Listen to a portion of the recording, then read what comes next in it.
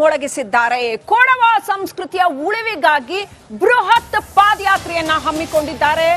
ಮಡಿಕೇರಿ ಪ್ರವೇಶಿಸಿದೆ ಪಾದಯಾತ್ರೆ. ಕೊಡವಾಮೆ ಬಾಳೋ ಪಾದಯಾತ್ರೆ.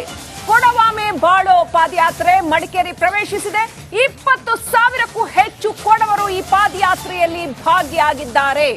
ಮಡಿಕೇರಿಯಲ್ಲಿ 1,000ಕ್ಕೂ ಹೆಚ್ಚು ಪೊಲೀಸರ ಭದ್ರತೆಯನ್ನ ನಿಯೋಜನೆ ಮಾಡಲಾಗಿದೆ. ಅತ್ಯಂತ ವಿಶಿಷ್ಟವಾದ ಅತ್ಯಪರೂಪದ ಪಾದಯಾತ್ರೆ. ಕೊಡವರು ತಮ್ಮ ಸಂಸ್ಕೃತಿಯ ಉಳಿವಿಗಾಗಿ, ತಮ್ಮ ಅಸ್ತಿತ್ವದ ಉಳಿವಿಗಾಗಿ ಬೃಹತ್ ಪಾದಯಾತ್ರೆಯನ್ನ ಕೈಗೊಂಡಿದ್ದಾರೆ ಮಡಿಕೇರಿಯಲ್ಲಿ.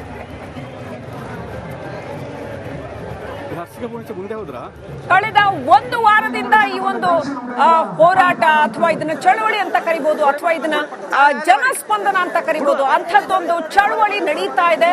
ಕೊಡವರು ತಮ್ಮ ಅಸ್ತಿತ್ವಕ್ಕಾಗಿ, ತಮ್ಮ ಸಂಸ್ಕೃತಿಯ ಉಳಿವಿಗಾಗಿ, ತಮ್ಮ ಉಳಿವಿಗಾಗಿ ನಡೆಸ್ತಾ ಇರತಕ್ಕಂತ ಒಂದು ಪಾದಯಾತ್ರೆ ಇದು. ಇದು ನೇರ ಪ್ರಸಾರದ ದೃಶ್ಯಗಳನ್ನ ನೋಡ್ತಾ ಇದ್ದೀರಿ. ಕೊಡವರು ತಮ್ಮ ಅವರ ಉಡುಗೆ ತೊಡುಗೆ ಏನಿದೆ, ಅವರ ಸಂಪ್ರದಾಯಬದ್ಧವಾದ ಅವರ ಶಾಸ್ತ್ರೀಯ ಉಡುಗೆ ಏನಿದೆ ಅದನ್ನ ತೊಟ್ಟು, ಪ್ರತಿಯೊಬ್ಬರು ಕೂಡ ಅವರ ಉಡುಗೆ ತೊಡುಗೆಯನ್ನ ತೊಟ್ಟು ಪಾದಯಾತ್ರೆ ಬಂದಿದ್ದಾರೆ. ಬಹುಶಃ ಪ್ರತಿ ಸಮುದಾಯಕ್ಕೂ ಇಂಥದ್ದೊಂದು ಅರಿವು ಮೂಡೋದು ಬಹಳ ಅಗತ್ಯ ಅಂತ ಅನ್ಸುತ್ತೆ. ಆ ನಿಟ್ಟಿನಲ್ಲಿ ವೀಕ್ಷಕರೇ, ಕೊಡವರು ಮಾದರಿಯಾಗಿದ್ದಾರೆ. ಈ ಹಿಂದೆ ನಾವು ನೆನಪು ಮಾಡ್ಕೊಳ್ಬಹುದು, ದೇವಸ್ಥಾನವೊಂದರಲ್ಲಿ ಉಡುಪಿನ ಕುರಿತಾಗಿ, ವಸ್ತ್ರ ಸಮಿತಿಯ ಕುರಿತಾಗಿ ನಡೆದಿದ್ದಂತಹ ಗಲಾಟೆ ಮತ್ತು ಆ ನಂತರ ನಡೆದಂತಹ ಬೆಳವಣಿಗೆಗಳು ಇಂಥದ್ದೊಂದು ಚಳವಳಿಗೆ ದಾರಿ ಮಾಡಿಕೊಟ್ಟಿದೆ. ಕೊಡವರು ಈಗ ತಮ್ಮ ಸಂಸ್ಕೃತಿ ಅಸ್ತಿತ್ವದ ಉಳಿವಿಗಾಗಿ ರಣಕಹಳೆ ಊದಿದ್ದಾರೆ. ಬಹಳ ಶಾಂತಿಯುತವಾಗಿ, ಬಹಳ ಶಿಸ್ತಿನಿಂದ 20,000 ಕೊಡವರು ಒಬ್ಬೇ ಒಬ್ರು ಬೇರೆ ಡ್ರೆಸ್ ಹಾಕಿಲ್ಲ. ಅವರ ಶಾಸ್ತ್ರೀಯಬದ್ಧ ಅವ್ರ ಡ್ರೆಸ್ ಏನಿದೆ, ಉಡುಪೇನಿದೆ, ಅದನ್ನೇ ಹಾಕೊಂಡು ಬಂದಿದ್ದಾರೆ ಮತ್ತು ಅವರ ಸಂಸ್ಕೃತಿಯ ಉಳಿವಿಗಾಗಿ ರಣಕಹಳೆ ಮೊಳಗಿಸಿದ್ದಾರೆ. ಇನ್ನಷ್ಟು ಅಪ್ಡೇಟ್ ಪಡ್ಕೊಂಡು ಪ್ರತಿನಿಧಿ ಆನು ಕಾರ್ಯಪ್ಪ ಲೈವ್ ಕನೆಕ್ಟ್ ಆಗಿದ್ದಾರೆ. ಆನು ಕಾರ್ಯಪ್ಪ, ಕರ್ನಾಟಕ ಕಂಡು ಕೇಳರಿಯದ ಅಂತಾನೆ ಹೇಳ್ಬೇಕು. ಬಹಳ ಬಹಳ ವಿಶೇಷವಾದಂತ ಒಂದು ಚಳವಳಿ, ಜನ ಚಳವಳಿ ನಡೀತಾ ಇದೆ. ಕೊಡವರು ತಮ್ಮ ಅಸ್ತಿತ್ವಕ್ಕಾಗಿ ಮಾಡ್ತಾ ಇರುವಂತಹ ಚಳವಳಿ. ನಮ್ಮ ಅಸ್ತಿತ್ವ ಉಳಿಬೇಕು ಅನ್ನೋ ಪ್ರಜ್ಞೆ ಪ್ರತಿ ಸಮುದಾಯದಲ್ಲೂ ಮೂಡಬೇಕು, ಅದ್ರಲ್ಲಿ ಏನೂ ತಪ್ಪಿಲ್ಲ. ಹೇಗೆ ನಡೆದಿದೆ ಈ ಒಟ್ಟು ಚಳವಳಿ ಅನು ಕಾರ್ಯಪ್ಪ?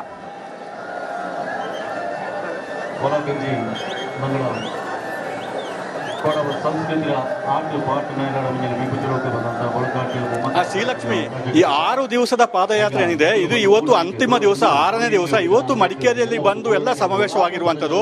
ಈಗ ಸಂಪೂರ್ಣವಾಗಿ ಪಾದಯಾತ್ರೆ ಅಂದ್ರೆ 3 ಭಾಗದಿಂದ ಬಂದು ಮಡಿಕೇರಿಗೆ ತಿಮ್ಮೆಯ ವೃತ್ತ ಇದೆ, ಅಲ್ಲಿಗೆ ಸೇರಿರುವಂತದ್ದು. ಅಲ್ಲಿಂದ ಬಂದು ಮೆರವಣಿಗೆಯಲ್ಲಿ ಈ ಜನರಲ್ ತಿಮ್ಮೆಯ ಜಿಲ್ಲಾ ಕ್ರೀಡಾಂಗಣ ಇದೆ, ಅದರ ಪಕ್ಕ ಒಂದು ಮಂದ್ ಮೈದಾನ ಅಂತ ಇದೆ, ಅಲ್ಲಿಗೆ ಬಂದಿರುವಂತದ್ದು. ಸಾಕಷ್ಟು ಕೊಡವು ನೀವು ನೋಡಿ ಎಲ್ಲ ತೋರಿಸ್ತೇವೆ ನೀವು ಯಾವ ರೀತಿ ಇದೆ ಅಂತ ಹೇಳಿ.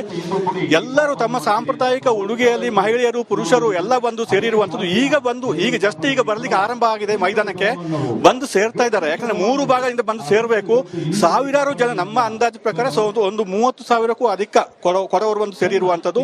ಎಲ್ಲ ಬಂದು ಮೈದಾನಕ್ಕೆ ಸೇರ್ತಾ ಇದ್ದಾರೆ. ಎಲ್ಲ ಬಂದು ಸೇರಿ ಆದ್ಮೇಲೆ ಇಲ್ಲಿ ಒಂದು ಸಮಾವೇಶ ನಡೆಯುತ್ತೆ. ಒಂದು ಸಣ್ಣ ವೇದಿಕೆಯನ್ನು ಕೂಡ ಮಾಡಿದ್ದಾರೆ. ವೇದಿಕೆಯಲ್ಲಿ ಸಮಾವೇಶ ನಡೆದು ಕೆಲವರು ಪ್ರಮುಖರು ಮಾತಾಡ್ತಾರೆ. ಈಗ ಸಾಗರೋಪಾದಿಯಲ್ಲಿ ಜನರು ಬರ್ತಾ ಇದ್ದಾರೆ. ಈಗಾಗಲೇ ನಮಗೆ ನಟ ನಟಿಯರಾದ ಹರ್ಷಿಕಾ ಪೂಣಚ್ಚ, ಭುವನ್ ಪೊನ್ನಣ ಇವರು ಬಂದು ಮಾತಾಡಿದ್ರು ನಮ್ಮ ರಿಪಬ್ಲಿಕ್ ಕನ್ನಡಕ್ಕೆ. ಇಂಥ ಒಂದು ಐತಿಹಾಸಿಕ ರ್ಯಾಲಿ ನಾವು ನೋಡ್ಲೇ ಇಲ್ಲ ಇಷ್ಟು ದೊಡ್ಡ ಪ್ರಮಾಣದಲ್ಲಿ. ಇದೇ ಮೊದಲ ಬಾರಿಗೆ ಇಷ್ಟೊಂದು ಜನ ಸೇರಿದ್ದಾರೆ. ಇದರಲ್ಲಿ ನಾವು ಭಾಗವಹಿಸ್ತೀವಿ ಅಂತ ಹೇಳಿದ್ರು ನಮಗೆ ಖುಷಿ ಆಗ್ತಾ ಇದೆ ಅಂತ ಹೇಳಿ ಅವರು ಕೂಡ ಮಾತಾಡಿದ್ದಾರೆ. ಸಾಕಷ್ಟು ಜನರು ಇಲ್ಲಿ ಇದ್ದಾರೆ. ಮತ್ತೆ ಇಲ್ಲಿ ಕೆಲವು ಸಂಘಟನೆಗಳು ನಮ್ಮೊಟ್ಟಿಗೆ ಇದ್ದಾರೆ, ಅವ್ರನ್ನ ಮಾತಾಡಿಸ್ತೇನೆ.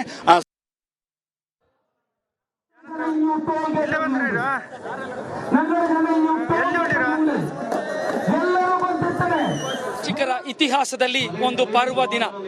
ಯಾಕೆಂತಂದ್ರೆ ಇಷ್ಟೊಂದು ಜನಸಂಖ್ಯೆಯಲ್ಲಿ, ಸಾಗರೋಪಾದಿಯಲ್ಲಿ ಇಡೀ ಕೊಡಗಿನ ಮಹಾಜನ, ಕೊಡವ ಭಾಷೆ ಮಾತನಾಡುವ ಎಲ್ಲಾ ಜನಾಂಗ ಒಗ್ಗಟ್ಟಿನ ಒತ್ತೊರ್ಮೆಯ ಒಂದು ಪ್ರದರ್ಶನವನ್ನ ನೀಡಿದ್ದಾರೆ.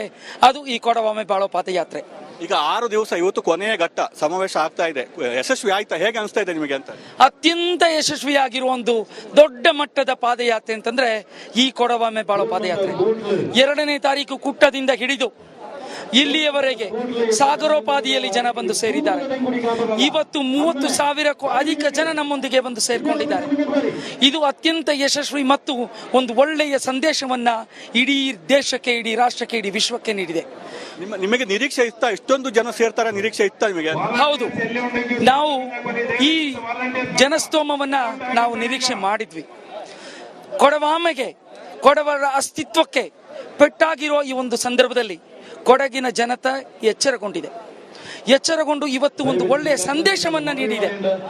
ನಮ್ಮದು ಯಾವುದೇ ಘೋಷಣೆ ಇಲ್ಲದೆ, ಯಾವುದು ಭಾಷಣವಿಲ್ಲದೆ ಇಷ್ಟು ದಿನ ನಡೆದಿರುವಂತಹ ಒಂದು ಪಾದಯಾತ್ರೆ. ಇವತ್ತು ಕೂಡ ಈ ವೇದಿಕೆಯಲ್ಲಿ ಯಾವುದೇ ಭಾಷಣ ಇಲ್ಲ. ಕೇವಲ ಅಖಿಲ ಕೊಡವ ಸಮಾಜದ ಅಧ್ಯಕ್ಷರು ಮನವಿಯನ್ನ ಜಿಲ್ಲಾಧಿಕಾರಿಗಳಿಗೆ ನೀಡುವುದು ಮಾತ್ರ ನಮ್ಮ ಏಕಮಾತ್ರ ಉದ್ದೇಶ. ನಮ್ಮ ನ್ಯಾಯಯುತ ಬೇಡಿಕೆ ಏನಿದೆ ಅದನ್ನು ಸರ್ಕಾರದಲ್ಲಿ ಮುಂದಿಟ್ಟು, ನಮಗೆ ಸಂವಿಧಾನಿಕ ಭದ್ರತೆ ಏನಿದೆ, ನಮಗೆ ಸಂವಿಧಾನಿಕ ಹಕ್ಕೇನಿದೆ ಅದನ್ನು ನಾವು ಉಳಿಸ್ಕೊಳ್ಳಿಕ್ಕಾಗಿ ಮಾತ್ರ ನಮ್ಮ ಈ ಹೋರಾಟ.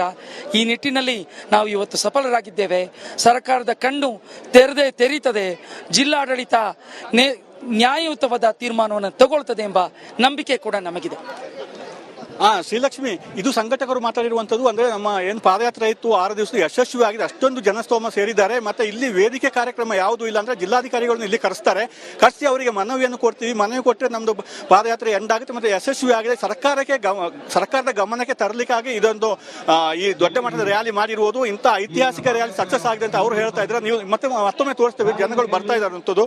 ಈಗ ಸಾವಿರಾರು ಜನರು ಇಲ್ಲಿ ಸೇರಿದ್ದಾರೆ, ಬರ್ತಾನೆ ಇದ್ದಾರೆ. ಈಗ ಅಂದ್ರೆ ಸಾಕಷ್ಟು ರಸ್ತೆ ಒಂದು ಭಾಗದಲ್ಲಿ ಬರುವಂತದ್ದು, ಮತ್ತೊಂದು ಭಾಗದಲ್ಲಿ ವಾಹನ ಬರುತ್ತೆ. ಹಾಗಾಗಿ ನಿಧಾನವಾಗಿ ಬರ್ತಾ ಇರುವಂತದ್ದು. ನಮ್ಮ ಅಂದಾಜು ಪ್ರಕಾರ 25-30 ಸಾವಿರದಷ್ಟು ಕೊಡವರು ಬಂದು ಸೇರಿರುವಂತದ್ದು. ಕೊಡವರು ಹಾಗೂ ಕೊಡವ ಭಾಷಿಕರು, ಅಂದ್ರೆ ಕೊಡವರ ಮೂಲ ನಿವಾಸಿಗಳು ಅಂತ ಇಲ್ಲಿ ಹೇಳ್ತಾರೆ. 21 ಜನಾಂಗ ಅಂತ ಹೇಳ್ತಾರೆ, ಭಾಷಿಕರು ಎಲ್ಲ ಸೇರಿ ಇದು ಆಚರಣೆ ಮಾಡಿರುವಂತದ್ದು. ಅಂದ್ರೆ ಸಾಕಷ್ಟು ಮಧ್ಯೆ ಸಾಕಷ್ಟು ಜನಪದ ಕಲೆಗಳ ಪ್ರದರ್ಶನ ಕೂಡ ನಡೆಯಿತು. ಭುವನ್ ಪದನ, ಹರ್ಷಿಕ ಪುಣಿಚ ಅವರು ಕೂಡ ಭಾಗಿಯಾಗಿದ್ರು. ಅವರು ತುಂಬಾ ಖುಷಿ ಪಡ್ತಾರೆ ಈ ರ್ಯಾಲಿ ನೋಡಿ. ಇಂಥ ರ್ಯಾಲಿ ಮುಂದೆ ನಡೀಲಿಕ್ಕೆ ಸಾಧ್ಯನೇ ಇಲ್ಲ, ಅಷ್ಟು ದೊಡ್ಡದಾಗಿ ನಡೆಯುತ್ತಿದೆ. ನಮಗೆ ಈ ರ್ಯಾಲಿಯಲ್ಲಿ ಪಾಲ್ಗೊಳ್ತಿರೋದು ಹೆಮ್ಮೆ ಅನಿಸುತ್ತೆ ಅಂತ ಅವರು ಕೂಡ ಹೇಳ್ತಾ ಇದ್ದಾರೆ. ಶ್ರೀಲಕ್ಷ್ಮಿ, ಒಟ್ಟಾರೆ ಈಗ ಮಡಿಕೇರಿಯ ಜನರಲ್ ತಿಮ್ಮಯ್ಯ ಕ್ರೀಡಾಂಗಣದ ಬಳಿಯ ಮಂದ್ ಒಂದು ಮೈದಾನ ಅಂತ ಇದೆ, ಇಲ್ಲಿ ಸಮಾವೇಶಗೊಳ್ತಾ ಇದೆ. ಶ್ರೀಲಕ್ಷ್ಮಿ, ಅನುಕರಿಯಪ್ಪ, ಇನ್ನು ಅಲ್ಲಿ ಜನಗಳನ್ನ ಮಾತಾಡಿಸಿ, ಕೊಡವರನ್ನ ಮಾತಾಡಿಸಿ, ಜೊತೆಗೆ ಯಾರೆಲ್ಲ ಸೆಲೆಬ್ರಿಟಿಗಳು ಬಂದಿದ್ದಾರೆ, ಸೆಲೆಬ್ರಿಟಿಗಳು ಸಿಕ್ಕಿದ್ರೆ ಅವ್ರನ್ನ ಮಾತಾಡಿಸಿ, ಅಲ್ಲಿ ಕೊಡವರು ಏನ್ ಹೇಳ್ತಾರೆ ಅವ್ರ ಮಾತನ್ನ ಕೇಳಿಸ್ಕೊಳ್ಳೋಣ, ಅವ್ರನ್ನ ಮಾತಾಡಿಸಿ.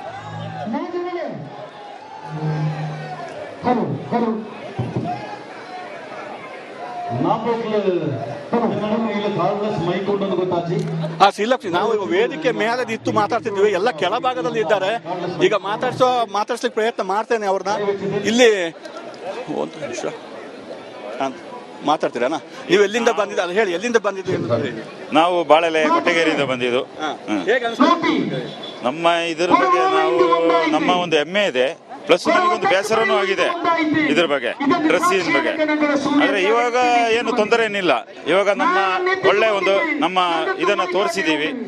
ನಮ್ಮ ಇದಕ್ಕೆ ಗೌರ್ಮೆಂಟಿಗೆ ನಾವು ತಲುಪಿಸ್ತೀವಿ, ಸರ್ಕಾರಕ್ಕೆ. ಇದು ಸಕ್ಸಸ್ ಆಗ್ಬೋದು ಅಂತ ನಾವು ತಿಳ್ಕೊಂಡಿದೀವಲ್ಲ. ಈಗ ಇಷ್ಟೊಂದು ಜನಸ್ತೋಮ ನೋಡುವಾಗ ಹೇಗೆ ಅನಿಸ್ತು? ಯಶಸ್ವಿ ಆಯ್ತಾ ನಿಮ್ಮ ಪಾದಯಾತ್ರೆ ಅಂತ ಹೇಳುವ? 100% ಆಗುತ್ತೆ, ಏನ್ ತೊಂದರೆ ಇಲ್ಲ. ಇಲ್ಲಿ ಮಾತಾಡ್ತಾರೆ, ಬೆಳ್ಳೆಪ್ಪ ಅಂತಿದ್ದಾರೆ, ಅವ್ರು ಮಾತಾಡ್ತಾರೆ. ಸರ್, ಈ ಪಾದಯಾತ್ರೆ ನೋಡುವಾಗ ನಿಮಗೆ ಏನ್ ಅನ್ಸುತ್ತೆ? ನಿಮ್ಗೆ ಇಷ್ಟೊಂದು ಜನ ಸೇರಿದಾರಲ್ಲ? ಇದು ಕೊಡಗಿನಲ್ಲಿ ಒಂದು ಕೊಡವ ಸಮುದಾಯ, ಕೊಡವ ಭಾಷಿಕ ಸಮುದಾಯ, ಇತರ ಏನು ನಮ್ಮ ಒಟ್ಟಿಗೆ ಬೆಳೆದಂತ ಮೂಲ ನಿವಾಸಿಗಳೇನಿದ್ದೀವಿ, ನಮ್ಮ ಒಂದು ಹಕ್ಕನ್ನ ಪ್ರತಿಪಾದನೆ ಮಾಡ್ಲಿಕ್ಕೋಸ್ಕರ, ಹಾಗೆ ನಮ್ಮ ಸಂವಿಧಾನವಾಗಿ ನಮ್ಗೆ ಏನೆಲ್ಲ ಅನುಕೂಲ ಅದನ್ನ ಒಂದು ಬೇಡಿಕೆ, ಅದು ಮೌನ ಬೇಡಿಕೆನೇ. ಎಷ್ಟೋ ಬೇಡಿಕೆಗಳು ನಡೆದಿವೆ. ಆದ್ರೆ ಇವತ್ತು ನಾವು ಸೇರಿರ್ತಕ್ಕಂಥ ಜನಗಳೇನಿದ್ದೀವಿ, ನಮ್ಮ ಪ್ರತಿಷ್ಠೆಯನ್ನ ಬಿಟ್ಟು ನಮ್ಮ ಅಸ್ತಿತ್ವವನ್ನ, ನಮ್ಮ ಅಸ್ಮಿತೆಯನ್ನ ಉಳಿಸ್ಕೊಳ್ಳಿಕ್ಕೋಸ್ಕರ ಈ ಒಂದು ಬೃಹತ್ ಪಾದಯಾತ್ರೆಯನ್ನು ಕುಟ್ಟದಲ್ಲಿ 2ನೇ ತಾರೀಕು ಶುರುವಾಗಿ ಇವತ್ತು ಮಡಿಕೇರಿನಲ್ಲಿ ಕೊನೆಗೊಳ್ತಾ ಇದೆ. ಇದು ನಿಜವಾಗಲೂ ಕೊಡವ ಸಮುದಾಯದವರ ಇದ್ನಲ್ಲಿ ಇತಿಹಾಸ ಅಂತ ಹೇಳ್ಬೋದು. ಇವತ್ತಿನವರೆಗೆ ನಡೆದಿಲ್ಲ, ಮುಂದೆ ನಡೆಯೋದು ಇಲ್ಲ, ನಡೆಯೋದು ಬೇಡ. ಯಾಕೆಂತಂದ್ರೆ ನಮ್ಮ ಅಸ್ತಿತ್ವವನ್ನು ನಾವು ಇವತ್ತು ತೋರಿಸ್ಕೊಡ್ತಾ ಇದ್ದೀವಿ ಕೊಡಗಿನಲ್ಲಿ. ಇದು ಯಾವ ಜನಾಂಗ ಆಗ್ಲಿ ಅಥವಾ ಬೇರೆಯವರ ಮೇಲೆ ಹಗೆತನ ಸಾಗಿಸ್ಲಿಕ್ಕಾಗ್ಲಿ ಅಥವಾ ದ್ವೇಷ ಸಾಧಿಸ್ಲಿಕ್ಕೆ ಮಾಡ್ತಾ ಇಲ್ಲ. ನಮ್ಮತನವನ್ನ ಉಳಿಸ್ಕೊಳ್ಳಿಕ್ಕೆ, ನಮ್ಮ ಕೊಡವತನವನ್ನ ಉಳಿಸ್ಕೊಳ್ಳಿಕ್ಕೆ, ನಮ್ಮ ಸಂಸ್ಕೃತಿಯ ರಕ್ಷಣೆ ಮಾಡ್ಕೊಳ್ಳಿಕ್ಕೋಸ್ಕರ ನಾವು ಮಾಡ್ತಾ ಇರ್ತಕ್ಕಂಥ ಒಂದು ಮೌನ ಹೋರಾಟ. ಇದುವರೆಗೆ ನಡೆದಿಲ್ಲ ಈ ರೀತಿಯ. ಈಗ ಯಾಕೆ ಬಂತು ಈ ಒಂದು ಪಾದಯಾತ್ರೆ ಮಾಡುವಂಥದ್ದು ಯಾಕೆ ಬಂತು ಅಂತ? ಎಲ್ಲೋ ಒಂದು ಕಡೆ ಒಂದು ಸಣ್ಣ ನೋವಿದೆ. ಯಾಕೆಂತಂದ್ರೆ ಕೊಡವರ ಹಲವಾರು ಸಾವಿರಾರು ವರ್ಷಗಳಿಂದ ನಡ್ಕೊಂಡಿರ್ತಕ್ಕಂಥ ಮೂಲ ನಿವಾಸಿಗಳ ಅಥವಾ ಕೊಡವ ಸಮುದಾಯದವರ, ಕೊಡವ ಭಾಷಿಕ ಸಮುದಾಯದವರ ಸಂಸ್ಕೃತಿ, ಆಚಾರ, ವಿಚಾರಗಳು ಎಲ್ಲೋ ಒಂದು ಕಡೆ ಹೈಜಾಕ್ ಆಗ್ತಾ ಇರ್ತಕ್ಕಂಥ ಒಂದು ಪರಿಸ್ಥಿತಿಯನ್ನು ನಾವು ಗಮನಿಸಿದ್ವಿ. ಅದನ್ನ ಕೆಲವೊಮ್ಮೆ ಮಾತಾಡಿದಾಗ ಎಲ್ಲೋ ಒಂದ್ ಕಡೆ ಬೇರೆ ಬೇರೆ ಇಶ್ಯೂಗಳಾಗ್ತಾ ಇತ್ತು. ಆ ಇಶ್ಯೂಗಳ ಆಗುವಂತ ಅವಶ್ಯಕತೆನೂ ಇಲ್ಲ. ಯಾಕೆಂತಂದ್ರೆ ನಾವು ಅದನ್ನ ವಿರೋಧ ಮಾಡ್ತಾ ಇದೀವಿ ಅಂತಲ್ಲ, ಆದ್ರೆ ನಮ್ಮ ಅಸ್ತಿತ್ವ ಅಸ್ತಿತ್ವ ಅಂತ ಏನಿದೆ ಆ ಅಸ್ತಿತ್ವವನ್ನ ಮೀರಿ ಬೇರೆ ತರ ದುರ್ಬಳಕೆ ಆದಾಗ ನಾವು ಎಚ್ಚೆತ್ತುಕೊಳ್ಬೇಕಾಗ್ತದೆ. ಆ ಒಂದು ನಿಟ್ಟಿನಲ್ಲಿ ಮೊನ್ನೆ ಆದಂತ ಕೆಲವು ಘಟನೆಗಳು ನಿಮಗೆ ಗೊತ್ತಿದೆ. ಯಾಕೆಂದ್ರೆ ನಮ್ಮ ಸಾಂಪ್ರದಾಯಿಕ ಉಡುಪಿನ ಮೇಲೆ ಆದಂತ ಒಂದು ಶೋಷಣೆ, ಒಂದು ದೌರ್ಜನ್ಯ, ನಾವೆಲ್ಲೇ ಹೋಗದಾರು ನಮ್ಮ ಹುಟ್ಟಿದ ಆರಭ್ಯ ಮರಣದವರೆಗೂ ನಾವು ಬಳಸ್ತಕ್ಕಂಥದ್ದು ನಮ್ಮ ಸಾಂಪ್ರದಾಯಿಕ ಉಡುಪು, ನಮ್ಮ ಹಕ್ಕು. ಅದನ್ನ ಉಳಿಕೆ ಮಾಡ್ಕೊಳ್ಳಿಕ್ಕೋಸ್ಕರ, ಯಾಕೆಂತಂದ್ರೆ ಆ ದೌರ್ಜನ್ಯವನ್ನ ಒಂದು ರೀತಿಯಲ್ಲಿ ಖಂಡಿಸುವುದು ಒಂದು ದಾರಿ ಆದ್ರೆ, ಮತ್ತೊಂದು ನಮ್ಮ ಹಕ್ಕನ್ನ ಪ್ರತಿಪಾದನೆ ಮಾಡ್ಲಿಕ್ಕೋಸ್ಕರ ನಾವು ಈ ಒಂದು ಬೃಹತ್ ಒಂದು ಮೌನ ಪಾದಯಾತ್ರೆಯನ್ನು ನಾವು ಮಾಡಿರ್ತಕ್ಕಂಥ Right, ಯಶಸ್ವಿ ಆಗಿದೆಯಾ ಹೇಗೆ ಅಂತ ಹೇಳುವುದು.